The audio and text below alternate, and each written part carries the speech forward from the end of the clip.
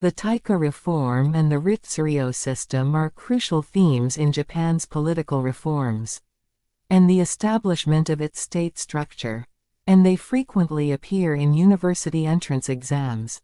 These events laid the foundation for Japan's politics, society, and culture from the Asuka period to the Nara period, requiring a deep understanding. Below is a detailed explanation of the points frequently covered in university exams. 1. Background and content of the Taika reform. Background: the Taika reform, initiated in 645, aimed to overthrow the dominance of the Soga clan and establish a new centralized political system. The power wielded by Soga no Emishi and his son Soga no Iruka was particularly problematic. Dissatisfaction among the imperial family and regional nobles grew, leading to a call for reform. A Shi incident Oshinohan in 645, Prince Naka no later. Emperor Tenchi and Nakatomi no Kamatari led the assassination of Soga no Iruka, followed by the overthrow of the Soga clan. This event triggered the reforms. Content of the reform. Centralization of power. The goal was to create a centralized system with the emperor at its core, limiting the power of local clans. Introduction of public land and people system. Land and people were made the property of the state, eliminating the private control of land and people by regional clans. Establishment of the census system. Population registers, kaseki, and tax records. Kicho were created to establish a tax and military system, ensuring better control over the population and tax collection. Implementation of the Handen Shuju law, a system that distributed land kubunden to all citizens every 6 years to ensure fair distribution of farmland. 2. Establishment of the Ritsuryo system. Ritsu and Ryo. The Ritsuryo system consisted of 2 components. Ritsu, criminal law defining crimes and punishments. Ryo, administrative and civil law governing administration. Process of establishing the Ritsuryo system.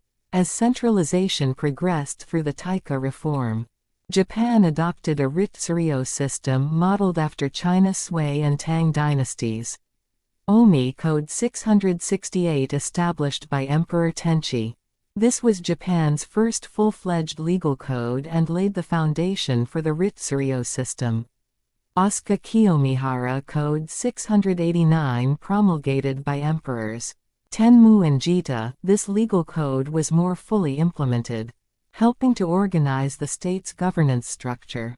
Teiho Code 701, enacted during the reign of Emperor Monmu. The Teiho Code marked the completion of Japan's Ritsuryo system, fully establishing the framework of the Ritsuryo state. 3. Content and impact of the Ritsuryo system. Centralized bureaucratic system. The Ritsuryo system established a strong bureaucratic apparatus in the central government, with local governance also being administered by officials dispatched from the center, enabling nationwide governance. Rank system. A rank system was introduced to establish the hierarchy of nobles and officials, with promotions based on merit and achievements rather than birthright. Tax system. Under the Ritsuryo system, citizens were subject to taxes, categorized as a tax on agricultural produce. Yo labor duties are payments in cloth as a substitute. Cho payment of local specialty products. Handen Shuju law. This system, which distributed land every 6 years, required farmers to cultivate land provided by the state, ensuring stable agricultural production. Military system. Citizens were obliged to serve in the military, and under the Ritsuryo system, the central government maintained control over military forces, allowing effective governance over the regions. 4. Buddhism and the Ritsuryo system. Protection of Buddhism. In the Ritsuryo state, Buddhism was emphasized as the spiritual foundation of the nation, and its promotion was tied to maintaining peace and stability. The state supported the construction of temples and the training of monks.